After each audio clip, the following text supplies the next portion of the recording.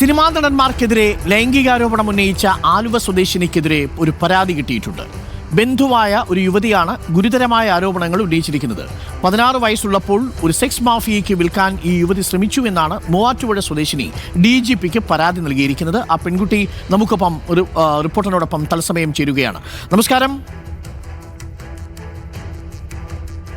എന്നെ കേൾക്കാമോ? കേൾക്കാം. ഇപ്പോൾ എത്ര വയസ്സായി പ്രായം?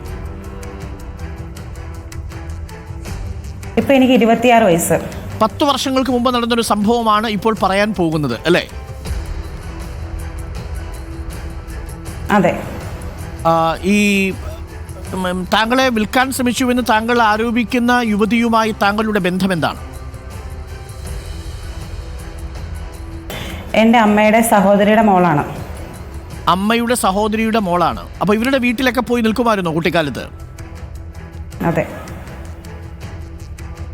ഇല്ല, അവര് ചെന്നൈയിൽ സെറ്റിൽഡ് ആയിരുന്നു. കൂടുതൽ ടൈം നമ്മൾ അങ്ങനെ തമ്മിൽ കാണാറില്ല. ഇപ്പോൾ ഈ പരാതി നൽകാനുള്ളൊരു കാരണം എന്താ? ഞാൻ അതിൽ നിന്ന് തുടങ്ങാം. ഓക്കെ സാർ, ഞാൻ പറഞ്ഞു ഇത് നടന്നത് 2014-ലാണ്.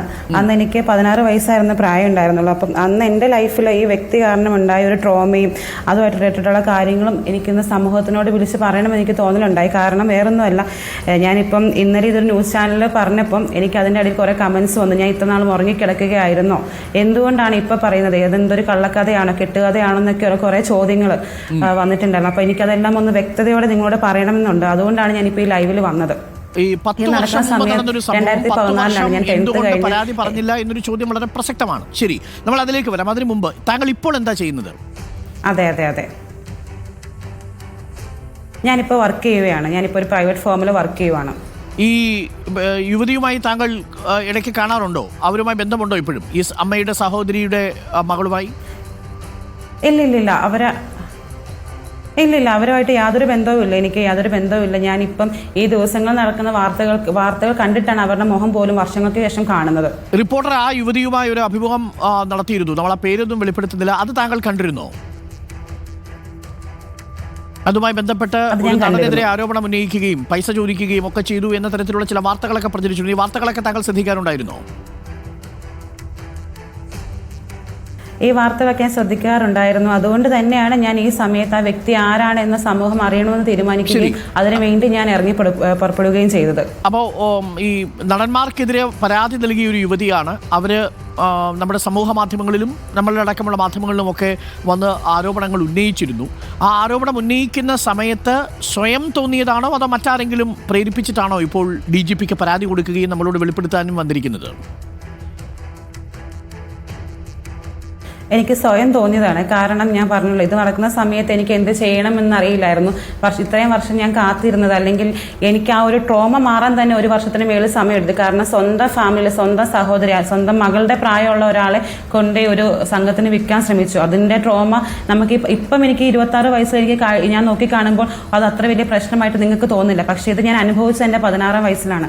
അപ്പൊ അന്ന് എന്ത് ചെയ്യണമെന്ന് എനിക്കറിയില്ലായിരുന്നു. താങ്കൾ എവിടെ നിൽക്കുമ്പോഴാണ്, എവിടെ വെച്ചാണ് ഇങ്ങനെയൊരു സംഭവം ഉണ്ടായത്? 2014 ഞാൻ എൻ്റെ 10th കഴിഞ്ഞ് ഞാൻ എൻ്റെ വെക്കേഷൻ നിൽക്കുമായിരുന്നു. അപ്പം ആ ടൈമിൽ ഈ വ്യക്തി, പേര് പറയാൻ പറ്റുമെന്ന് എനിക്കറിയത്തില്ല. നാളെ അത് അലിഗേഷൻ ആയിട്ട് വരുമെന്ന് എനിക്കറിയില്ല.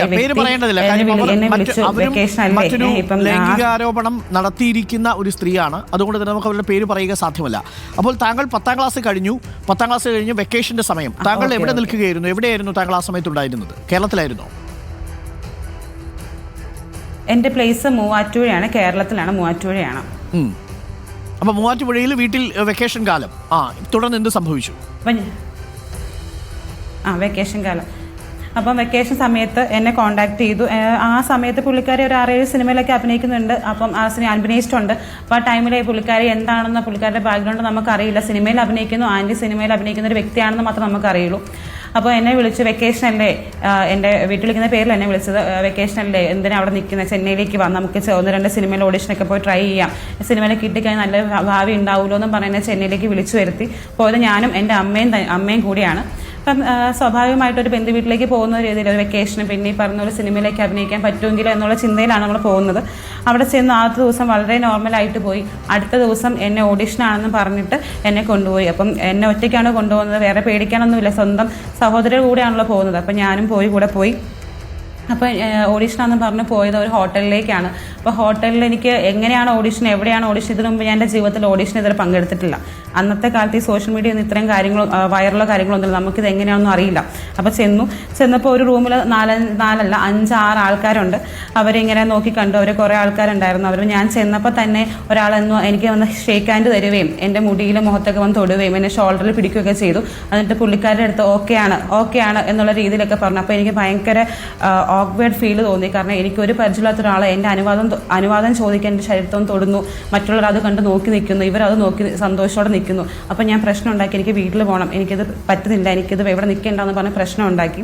ഈ പ്രശ്നം ഉണ്ടാക്കിയ സമയത്ത് അത്രയും നേരം ചിരിച്ചു നിന്ന ഒരാൾ പെട്ടെന്ന് അവരുടെ ക്യാരക്ടർ മാറി. എൻ്റെ അടുത്ത് ദേഷ്യപ്പെട്ടു, നീ ഇവിടെ നിൽക്കുന്നത്, നിനക്ക് എന്താ കുഴപ്പം, ഞാനല്ല നിൻ്റെ കൂടെ ഉള്ളത്, നീ എന്തിനാ ഈ വെപ്രാളപ്പെടുന്നേ, നിനക്കൊന്നും പറ്റാൻ പോകുന്നില്ല എന്നുള്ള രീതിയിൽ എന്നോട് ഭയങ്കരമായിട്ട് ഷൗട്ട് ചെയ്തു.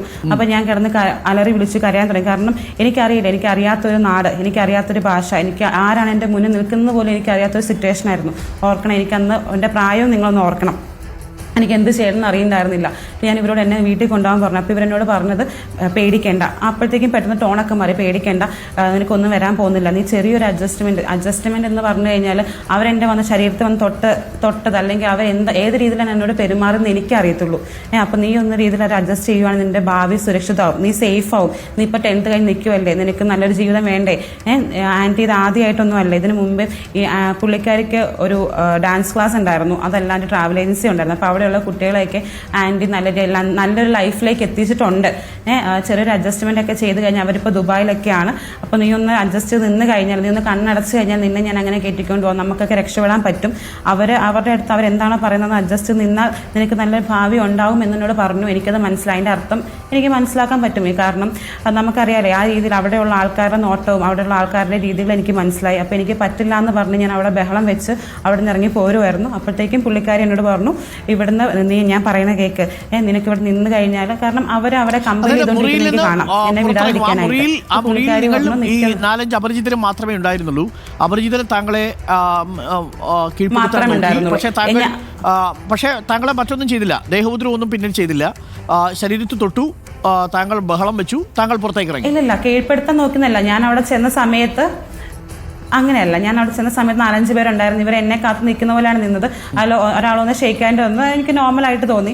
പക്ഷേ പിന്നീട് ഒരാൾ വന്ന് ഷെയ്ക്ക് ഹാൻഡ് തരുന്ന കൂടെ എൻ്റെ മുഖത്തും എൻ്റെ മുടിയിലും കവിളിലൊക്കെ തൊടാൻ ശ്രമിച്ചു. അപ്പം ഞാനത് തട്ടി മാറ്റിയ സമയത്ത് ആ വ്യക്തിയാണ് പറഞ്ഞത്, ആ വ്യക്തി തമിഴിലാണ് പറഞ്ഞത്, ഓക്കെ അന്ന രീതിയിൽ അവർ തമ്മിൽ ഈ പറയുന്ന എന്നെ കൊണ്ടുപോയ സ്ത്രീയും അവരും തമ്മിൽ ഒരു സംസാരം ഉണ്ടായി. അത് താങ്കളെ ഇങ്ങനെ സമീപിക്കുമ്പോൾ ഈ ആന്റി റൂമിലുണ്ടോ? റൂമിലുണ്ട്. അപ്പൊ ആന്റിയുടെ സാന്നിധ്യത്തിലാണ് വേണം എന്ന് പറയുന്നത്. ആന്റിയുടെ സാന്നിധ്യത്തിലാണ് ആന്റി ഇത് കേൾക്കുന്നുണ്ട്. ആന്റിയാണ് എന്നോട് പറഞ്ഞത് അവർക്കൊന്ന് അഡ്ജസ്റ്റ് ചെയ്ത് കൊടുക്കാൻ. അവരല്ല എന്നോട് പറഞ്ഞത്. അവരുടെ ദേഹത്തൊന്ന് തൊട്ട് ഞാനൊരു തട്ടി മാറ്റി. ഞാൻ അവിടുന്ന് ഷൗട്ട് ചെയ്ത് വിഷമിച്ച് കരഞ്ഞ ഒരുമാതിരി വിഷമിച്ച് കരയുമല്ല. നമ്മുടെ അവസ്ഥ നമുക്ക് എന്താ സംസാരിക്കേണ്ട നമുക്കറിയില്ല. കാരണം സ്വന്തം മകളുടെ പ്രായമുള്ളൊരു അവരുടെ മുന്നിൽ വെച്ച് അവരോട് ഷൗട്ട് ചെയ്തിട്ട് പറഞ്ഞു, നിനക്ക് എന്താ കുഴപ്പം, നീ ഇങ്ങോട്ട് വന്നു പറഞ്ഞ് എന്നെ മാറ്റി നിർത്തി സംസാരിച്ചപ്പോഴാണ് എന്നോട് പറഞ്ഞത്, ഇങ്ങനെ എൻ്റെ വീട്ടിൽ വിളിക്കുന്ന പേരുണ്ട്, അവരെ വിളിച്ചു പറഞ്ഞു, മോളെ ഇങ്ങനെയാണ്, നീ ഇത് ടെൻഷൻ അടിക്കേണ്ട ആരൊന്നുമല്ല, ഇത് ആദ്യമായിട്ടൊന്നും അല്ല എന്നുള്ള രീതിയിൽ പുള്ളിക്കാരി എന്നോട് പറഞ്ഞത്. എന്നെ അതിന് വേണ്ടിയിട്ട് കമ്പൽ ചെയ്യാൻ നോക്കിയത്. പക്ഷേ എനിക്കത് താല്പര്യമില്ലായിരുന്നു. കാരണം ഞാൻ ആഗ്രഹിച്ച ലൈഫ് ഞാൻ അല്ലല്ല അമ്മയെ കൊണ്ടുവന്നില്ല ഞാൻ. കാരണം ഞാൻ പോകുന്ന എൻ്റെ ചേച്ചിയുടെ കൂടെയാണല്ലോ. അമ്മ ഫ്ലാറ്റിലായിരുന്നു, അണ്ണേ നഗറിലായിരുന്നു ഇവരുടെ ഫ്ലാറ്റ്. അമ്മ ഫ്ലാറ്റിലായിരുന്നു, എന്നെ ഇവരാണ് കൊണ്ടുപോയത്. ഇവരുടെ പച്ച ഒരു സ്കോർപിയോ വണ്ടിയിലാണ് എന്നെ കൊണ്ടുപോയത്. ആ പച്ച സ്കോർപിയോ വണ്ടിയിലെത്തുന്നു, റൂമിലെത്തിച്ചതിന് ശേഷം ഓഡീഷൻ എന്ന് പറയുന്നു, അവർ അപമര്യാദയെ പെരുമാറുന്നു, അത് ഇവർ കാണുന്നു, അഡ്ജസ്റ്റ് ചെയ്യാനായിട്ട് ഇവർ താങ്കളോട് പറയുന്നു. അപ്പോൾ താങ്കൾ പിന്നീട് എന്താ മറുപടി പറഞ്ഞത്? അങ്ങനെ അഡ്ജസ്റ്റ്മെന്റ് വേണ്ടെന്ന് പറഞ്ഞു പുറത്തേക്ക് ഇറങ്ങുന്നു അല്ലേ? അതെ. ആ ഒരു സിറ്റുവേഷൻ പക്ഷെ ഇങ്ങനെയല്ല. ഞാൻ അഡ്ജസ്റ്റ്മെന്റ് വേണമെന്നല്ല, എന്നെ എങ്ങനെയെങ്കിലും വീട്ടിൽ എത്തിച്ചാൽ മതി ആൻറ്റി എന്ന് പറഞ്ഞിട്ടാണ് ഞാൻ പറയുന്നത്. കാരണം എനിക്ക് നമുക്ക് അറിയില്ല എന്താണ്, കാരണം എനിക്കിനി അവിടെ നിന്ന് തിരിച്ചു പോകാൻ പറ്റും, ഇവരെന്താണ് എന്നെ ചെയ്യാനൊന്നും നമുക്ക് അറിയില്ല.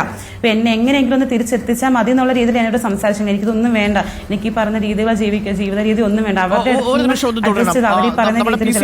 Night spend ചെയ്യാനായിരിക്കും. കഴിയുമ്പോൾ നമുക്ക് ആ ആന്റിയെ ഒന്ന് ടെലിഫോൺ ലൈനിൽ കണക്ട് ചെയ്തത് നന്നായിരിക്കും. തുടർന്നോളൂ. അതിനുശേഷം പുറത്തേക്ക് ഇറങ്ങുന്ന സമയത്ത് ആന്റി വേറെ എന്തെങ്കിലും പറഞ്ഞോ? നീ അത് അവർക്ക് അഡ്ജസ്റ്റ് ചെയ്യണമായിരുന്നു, വീണ്ടും ഇങ്ങനെ നിർബന്ധിച്ചുകൊണ്ടേയിരുന്നോ? ഇല്ല, ആ സമയത്ത് എന്നോട് ഭയങ്കര ദേഷ്യമായിരുന്നു. ഞാൻ പറഞ്ഞു, നിന്നോട് ഞാൻ പറഞ്ഞില്ല, ആദ്യമായിട്ടൊന്നും അല്ല എന്നുള്ള രീതിയിൽ എന്നോട് ഇങ്ങനെ പറഞ്ഞുകൊണ്ടിരുന്നു. നിനക്ക് ഇപ്പം പുള്ളിക്കാരി ഈ പറയുന്ന പോലെ വിസിറ്റിങ്ങിന് 3 മാസത്തെ വിസിറ്റിംഗ് എടുത്ത് ദുബായിലൊക്കെ കുട്ടികളെ കൊണ്ടുപോയിട്ടുണ്ടെന്നാണ് പുള്ളിക്കാരി തന്നെ എന്നോട് ആവശ്യപ്പെട്ടത്. അപ്പം നിനക്ക് അങ്ങനെ കയറിപ്പോയാൽ അവിടെ നിനക്കും പരിചയക്കാരൊക്കെ കിട്ടും, നീ അതിന് ഒരു സ്ഥലത്ത് പോയി ഒറ്റപ്പെട്ടു എന്നുള്ള ചിന്ത വേണ്ട. ഇതിനു മുമ്പ് ഞാൻ പെൺകുട്ടികൾക്ക് നല്ലൊരു, പുള്ളിക്കാരിയുടെ കാഴ്ചപ്പാട് നല്ലൊരു ജീവിതമാണത്, പക്ഷെ എൻ്റെ കാഴ്ചപ്പാട് എനിക്കത് നല്ല ജീവിതമായിട്ട് തോന്നുന്നില്ല.